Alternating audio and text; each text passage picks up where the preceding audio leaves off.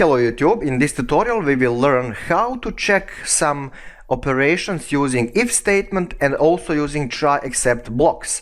So remember, in the last tutorial I said that it's always nice to check dangerous operations. So let's actually do that. Let's create one file which will be our like a text example, some textual file. It's really not important. So delete me will be the name of that file. Okay. Delete me txt. Okay, we need to remember that. I will probably remember that. Right. So import OS, because with OS we will remove our files. Now, some welcome message or warning or something. Script to delete or script to check removal of files, for example, and standard kinda line that I like to use because it reminds me of some old applications and so on. Right, so let me check if that is cool. Okay, if statement, if, and now we need to check if path is there, and if path is there, if file is there, we will do actual removal. So to do that we will use, as I said, OS module, and there is command there, path exists. You can go to documentation and check that, but I will just save ourselves a little bit of time here. So this means that this line of code will check if path exists, and then it will do something if it exists. Okay, now target of operation is delete me txt. So that's what we need to do. That's the major primary operation. After that, if there is a file there, we will print file is there. So the next thing will continue. Okay, and the next thing is os.actual removal command. So remove, and let's remove that file. Now I'm hard coding things here, but obviously you can grab it from list or from keyboard or something. It's totally up to you. This is just for simplicity reasons. So after we are done with removal of file, we will say print removal done. Okay, right. Now you need to have some kind of backup operation, and that will be under the else portion of if statement. And when you say else, that's like a final backup stuff, so you don't need to say basically anything here, like when you're doing with else if, elif. Okay, so else is like a final stuff, right? So if there is no file there, if it's already deleted, then you need to say something like this: print there is no that file there. Okay, so that's like a backup alternative. Okay, so I think everything is cool now, so let's just run our script. And before doing that, let's clear screen. It's nice. System TLS, and file is there. First pass, that's fine. Then operation of removal, and then everything is done. Removal done. So we are pretty much sure that there is no file there. So let's see textual files, and really there is no delete me file there. Right. So that's when you are using if else kinda structuring. So let's use something smarter here, and that's a true block. Okay, this is what we need to do. Let's push this down there into some kind of big comment, because for reference, you know, if you want to copy paste something, I don't know, who cares. So how to start with true block? You will say try, and now operation that you're trying, and see how much stuff we need to write here. And in try block you will say just that operation: os remove that specific file txt, and that means that I need to create it, but that's easy. So that's the primary operation. Now if that fails, there must be some kind of message our alternative, and that will be except. So except is pretty much like else here, okay?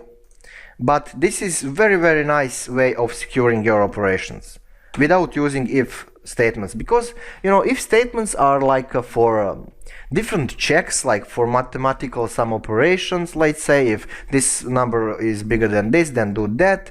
But try except are like for real kind of operations, like dangerous one or serious one and so on. I mean, you will learn what to use when, but okay, where I was mentally. Yeah, print. So if this fails, this will be activated and we will print there is no file there. Okay, so let's create our file again, like delete me txt. Okay, that's cool. So now when we run our script, I think that everything will be nice, but we can also have some kind of message to user here,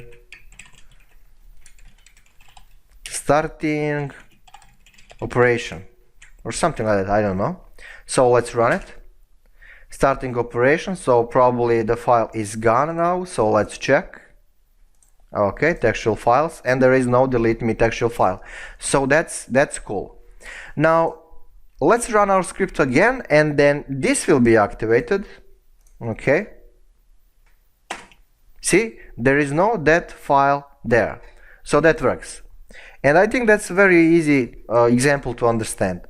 Now, is there a way to activate a specific action no matter what?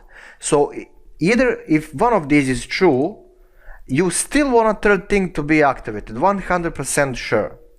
So to do that, you will use finally. Finally, and that's like a top priority backup alternative that will be always executed 100% of times, right?